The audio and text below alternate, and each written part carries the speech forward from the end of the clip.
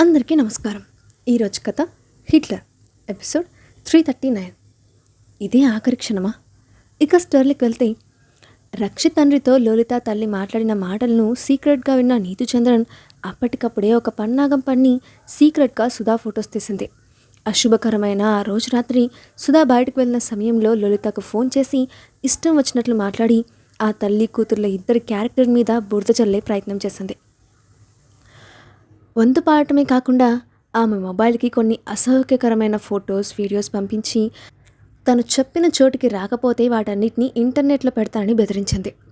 దాంతో లలిత ఒక్కసారిగా కుప్పకూలిపోయింది. ఆమెకు ఏం చేయాలో అర్థం కాలేదు. కనీసం రక్షిత్ సాయం తీసుకోవడానికి కూడా లేదు. కేవలం అక్కడికి వెళ్ళడం వల్లనే తల్లిని రక్షించుకునే మార్గం దొరుకుతుందని బలంగా నమ్మిన ఆమె వెంటనే మొబైల్, కొంచెం క్యాష్ తీసుకొని నీతు చెప్పిన పబ్కి బయలుదేరింది. తను ఆలస్యం చేసే ప్రతి క్షణం తల్లి ప్రమాదానికి దగ్గరవుతుందన్న భయం ఆమెను నిలువెల్లా వణికిస్తూ ఉంటే రోడ్డు మీద కనిపించిన క్యాబ్ పట్టుకొని నీతి చెప్పిన ప్రదేశానికి చేరుకుంది. అదొక ప్రముఖ పబ్. అక్కడికి వచ్చేవారు ఇష్టం వచ్చినట్లు తాగుతూ కంటికి కనిపించిన అందరితో ఎంజాయ్ చేస్తూ విచ్చలవిడిగా ఉంటారు. పైగా ఆ పబ్ యాజమాన్యం యువతను ఆకట్టుకోవడం కోసం సీక్రెట్గా డ్రగ్స్ కూడా సప్లై చేస్తారు. ఎంట్రన్స్లో పబ్ దిగిన లోలిత హడావిడిగా లోపలికి వచ్చి నీతు కోసం అక్కడంతా వెతికింది. కాసేపటికి ఆమె నిరీక్షణ ఫలించి నీతుకు బదులు ఆమెతో ఎక్కువగా తిరిగి ఆమె స్నేహితురాలు కనిపించింది. వెంటనే ఆమె దగ్గరికి వెళ్ళి, నీతు ఎక్కడుంది? నేను వెంటనే తనతో మాట్లాడాలి. ఎక్కడున్నా సరే ఇక్కడికి రమ్మని చెప్పు అని కంగారుగా అంది. ఆమె చూసి ఎగతాళిగా నవ్వుతూ, అయ్యో పాపం, అమ్మ కోసం పరిగెత్తుకుంటూ వచ్చావా బొమ్మ? నిన్ను డీల్ చేయడానికి నా బేబీ రావాల్సిన అవసరం లేదే. నీ ముచ్చుమకానికి నేను చాలు. మీ అమ్మ సేఫ్గా ఉండాలంటే నేను చెప్పిన పని చేయాలి. అందుకు నువ్వు సిద్ధమేనా అని అడిగింది. ఆ విషయం నీకెలా తెలుసు? అంటే ఇందులో నీతుతో పాటు నువ్వు కూడా ఉన్నావా అని అనుమానంగా అడిగింది లలిత. ఆ మాటకు ఆమె యథాదిగా చూస్తూ, ఉన్నాను. తనకు నేను కాకపోతే ఎవరు సాయం చేస్తారు? నీ కారణంగా తను ప్రేమించిన వ్యక్తిని కోల్పోయింది. అతని దృష్టిలో చెడుగా మిగిలిపోయింది. అసలు రక్షిత్ జీవితంలోకి నిన్నెవరు రమ్మన్నాడే? పోనీ వచ్చిన దానివి అతనితో శారీరక అవసరాలు తీర్చుకొని దొరికిందంతా దోచుకొని పోవాలి. కానీ నువ్వు అతనికి భార్యగా సెటిల్ అయ్యి నా ఫ్రెండ్ని కొన్ని సంవత్సరాలుగా పెట్టుకున్న ఆశలకు గట్టి పెట్టావు. నీ వల్ల తను ఎంత నష్టపోయిందో తెలుసా? పోనీలాని నువ్వు 3 ఏళ్లుగా ఎక్కడికో పోయావంటే మళ్ళీ రక్షిత్కి దగ్గర అవడానికి ప్రయత్నిస్తే తనను పురుగు కంటే హీనంగా చూశాడు. నీ కారణంగా జరిగిన అవమానానికి బదులు తీర్చుకోవాలి కదా.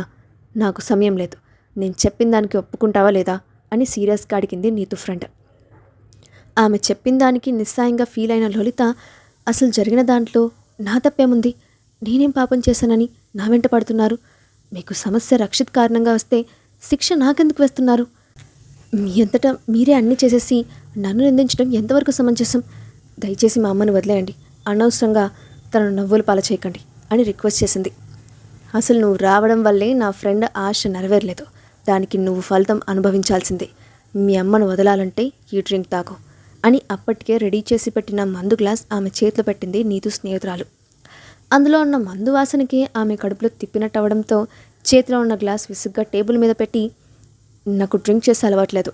ఇది తాగడం నా వల్ల కాదు. ప్లీజ్ మా అమ్మ ఎక్కడుందో చెప్పండి అని కన్నీళ్లతో అడిగింది లలిత. అప్పటికే ఆమె పక్కనున్న అబ్బాయిలు ఇద్దరూ లలిత వైపు కోరికతో చూస్తూ, ఏంటి బేబీ, ఈ పిల్లని మాకు అప్పగిస్తే పండగ చేసుకుంటాం కదా. అసలే పిల్ల స్లిమ్గా భలేగా ఉంది.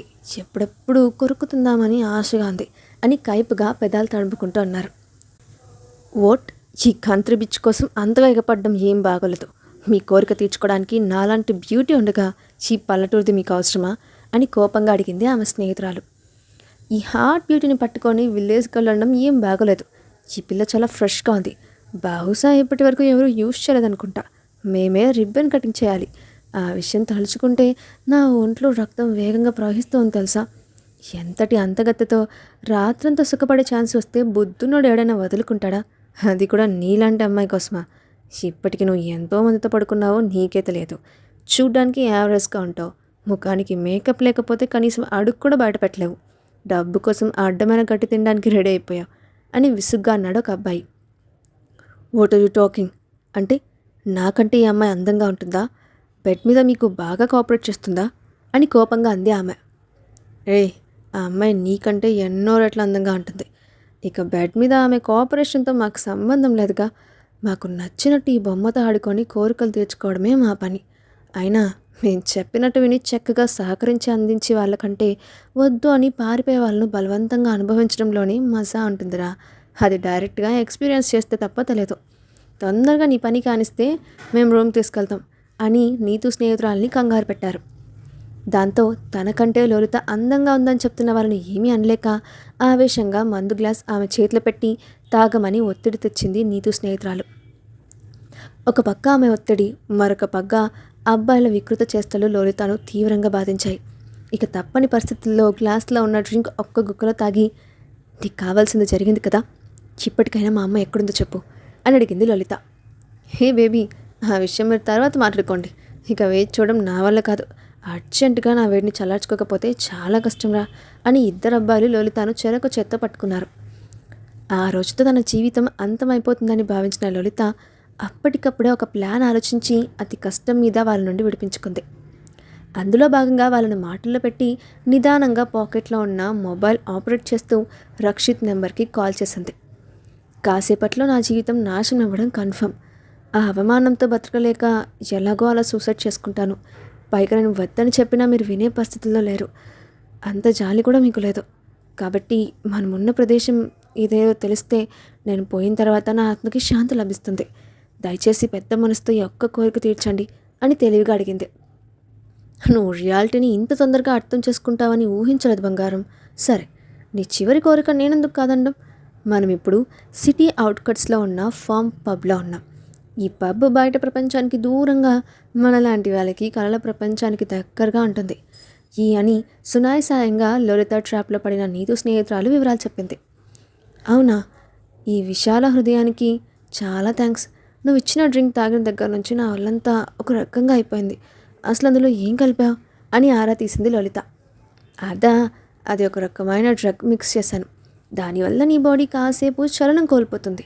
నీ బాడీతో చక్కగా మాకు కావాల్సిన విధంగా ఆడుకోవచ్చు అని ఎగతాళిగా చెప్తూ ఒక్కసారిగా లలితను ఈడ్చిపెట్టి కొట్టింది. ఆ దెబ్బకు ఆమె ఎగిరి వెనక్కి పట్టడంతో పాటు ఆమె పాకెట్లో ఉన్న మొబైల్ ఎగిరి అవతల పడింది. నువ్వు చెప్పింది చేసిన తర్వాత కూడా నన్ను ఎందుకు కొట్టావు? నన్ను ఇంత ఇబ్బంది పడుతున్నందుకు నువ్వు తీవ్రమైన పరిణామాలను ఎదుర్కొంటావు. నీ అంతటా నువ్వే చావును కొని తెచ్చుకోకు. మా అమ్మ ఎక్కడుందో దయచేసి చెప్పు అని మత్తులో తూలిపోతూనే అతి కష్టంగా అడిగింది లలిత.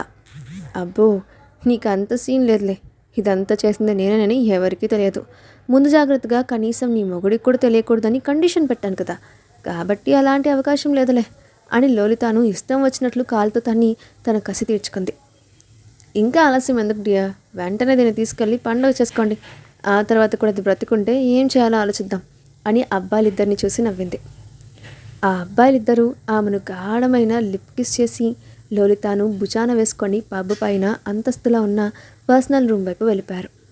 ఆ అమ్మాయి వెంటనే నీతిచంద్రుకి కాల్ చేసి అప్పటి వరకు లలిత పట్ల తాము చేసిన వికృతి చేష్టలన్నింటినీ గొప్పగా చెప్పుకొని రాక్షసానందం పొందింది. అంతా విన్న నీతు కూడా కసిగా పిడికిలు బిగించి, దానికి నా రక్షిత్ కావాల్సి వచ్చాడా? ఈరోజు జరిగేదానికి అది ముఖం ఎక్కడ పెట్టుకుంటుందో నేను చూస్తాను. అది వచ్చిన దగ్గర నుండి బయటకు వెళ్ళేదాకా జరిగే ప్రతిదీ వీడియో ఉండాలి.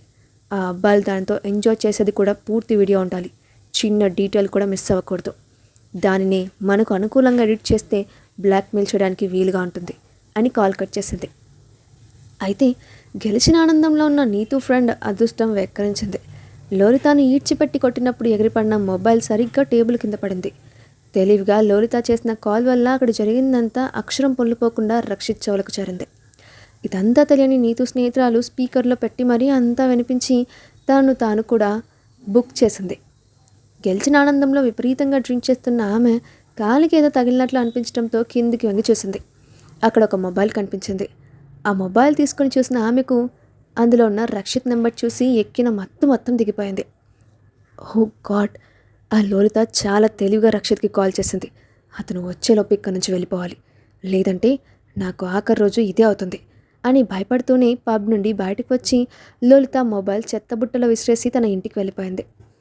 లలితను గదిలోకి తీసుకెళ్లిన అబ్బాయిలు ఆమెను బెడ్ మీద విసిరేసి వికృతంగా నవ్వుకుంటూ తమ అసౌకర్యమైన చేష్టలతో ఒళ్ళంతా తడుముతూ ఆమెను నరకానికి గురిచేశారు. ఆ చేష్టలను అడ్డుకోలేక, అలాగని సహించలేక కన్నీళ్లు కార్చింది లలిత. కనీసం తన శరీరం కూడా తన ఆధీనంలో లేకపోవడంతో మరింత బాధకు గురిచేసింది. రక్షిత్ రాక కోసం 1000 కళ్ళతో ఎదురుచూస్తూ మౌనంగా రోధించింది. ఆ అబ్బాయిలిద్దరూ దొరికిందే సందు అని ఆమెను ఎక్కడ పడితే అక్కడ ముద్దులు పెడుతూ పళ్ళతో కొరుకుతూ ఉక్కిరిబిక్కిరి చేశారు. అక్కడితో ఆగకుండా అశ్లీలమైన ఫొటోస్ తీశారు. ఆఖరికి ఒంటి మీద ఉన్న బట్టల్ని కూడా వేయచేయడానికి సిద్ధపడ్డారు. అందులో భాగంగా ఆమె టాప్ను ఒకవైపు పట్టుకొని నిర్దాక్షిణ్యంగా చింపేశారు. తెల్లగా అందంగా ఉన్న ఆమె అందాల వాళ్ళు మత్తును పూర్తిగా పోగొట్టాయి. ఇంతటి అందాన్ని ఒక్కరోజు కాదు, ప్రతిరోజు అనుభవించాలి అన్న కాంక్ష వారిలో పెరిగిపోయింది. వేడెక్కిన శరీరాన్ని అదుపు చేసుకోలేక అబ్బాయిలిద్దరూ ఒకేసారి రాక్షసంగా ఆమె మీద పడి తమ కోరిక తీర్చుకోవాలని చూశారు. ఆమె అదృష్టం కొద్దీ ఆమె శరీరంలో చలనం రావడం, ఆ అబ్బాయిలిద్దరూ మొదట నేనంటే నేను అని కొట్టుకోవడం ఒకేసారి జరగడంతో తన్ని తాను రక్షించుకునే అవకాశం లలితకు దొరికింది. లలిత నెమ్మదిగా బెడ్ మీద నుండి లేచి తన టాప్ వేసుకోవడానికి ప్రయత్నించింది. కానీ అది చిరిగిపోవడంతో ఏం చేయాలో అర్థం కాలేదు. ఆ స్థితిలో బయటికి వెళ్ళలేక భయంతో గజగజ వణికిపోతూ బెడ్ కిందకు దూరిపోయింది. కాసేపటికి ఒక నిర్ణయానికి వచ్చిన ఇద్దరు పక్కకి చూసేసరికి ఖాళీ బెడ్ వెక్కరించడంతో ఒక్క క్షణం కంగారు పడ్డారు. గది మొత్తం వెతికితే బెడ్ కింద ఒక మూల నలిగి పడుకున్న ఆమె కనిపించింది. దాంతో ఒక్కసారిగా కింద కూర్చొని ఇద్దరు ఆమె కాళ్ళను పట్టుకొని బయటికి లాగడం, సరిగ్గా అదే సమయంలో ఎక్కడి నుండో పెద్ద శబ్దం వచ్చి కరెంటు పోవడం ఒకేసారి జరిగిపోయాయి. ఇప్పుడు లలిత పరిస్థితి ఏంటి? ఆమెను రక్షిత్ సేవ్ చేయగలడా? ఆ ఇద్దరు అబ్బాయిల చేతిలో ఆమె పరిస్థితి ఏంటి? నెక్స్ట్ పార్ట్లో చూద్దాం. Thanks for watching.